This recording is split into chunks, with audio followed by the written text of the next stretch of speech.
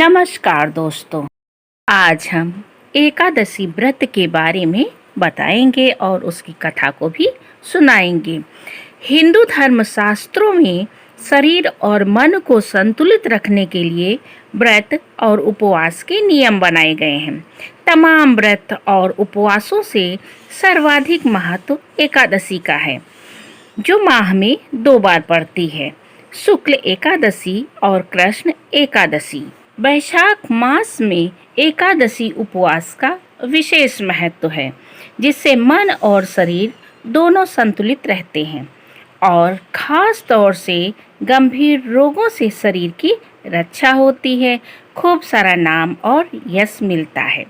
तो दोस्तों, अब की बार पढ़ने वाली एकादशी वरुथिनी एकादशी के नाम से प्रसिद्ध है। वरुथिनी एकादशी व्रत कथा भगवान विष्णु को समर्पित है। बहुत समय पहले की बात है। मां नर्मदा नदी के किनारे एक राज्य था, जिसका राजा मानधाता था। राजा बहुत ही पुण्यात्मा थे। अपनी दानशीलता के लिए वे दूर दूर तक प्रसिद्ध थे। वे तपस्वी भी थे और भगवान विष्णु के अनन्य उपासक थे।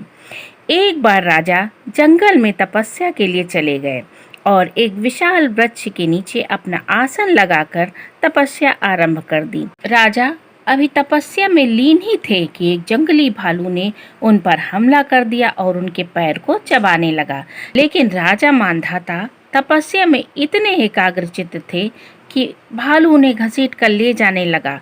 ऐसे में राजा को घबराहट होने लगी, लेकिन उन्होंने तपस्वी धर्म का पालन करते हुए क्रोध नहीं किया और भगवान विष्णु से इस संकट की रक्षा के लिए निवेदन किया। और दोस्तों, जैसा कि पता है कि भगवान अपने भक्तों पर संकट कैसे देख सकते हैं, विष्णु जी प्रकट हुए और भालू को अपने सुदर्शन चक्र से मार दिया।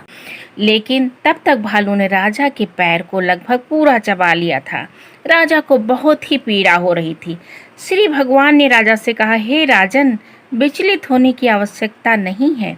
तुम वैशाख मास में कृष्ण पक्ष की वरुथिनी एकादशी तिथि उस दिन मेरे वराह रूप की पूजा एवं व्रत रखना। मेरी कृपा से तुम पूर्ण संपूर्ण अंगों वाले और हष्ट पुष्ट हो जाओगे। भालू ने जो भी तुम्हारे साथ किया है, ये तुम्हारे पूर्व जन्म के पाप कर्मों का फल है। वरुथिनी एकादशी के व्रत और पूजन से तुम्हें सभी पापों से मुक्ति मिल जाएगी।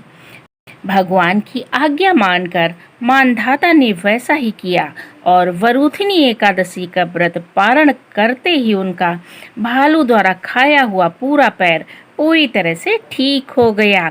भगवान वराह की कृपा से जैसे राजा को नवजीवन मिल गया, ठीक इसी तरह कोई भी व्यक्ति वरुथिनी एकादशी का व्रत रखकर इस कथा का पाठ करता है, उसके सारे कष्ट दूर होने के साथ साथ सभी मनोकामनाएं पूर्ण होती हैं।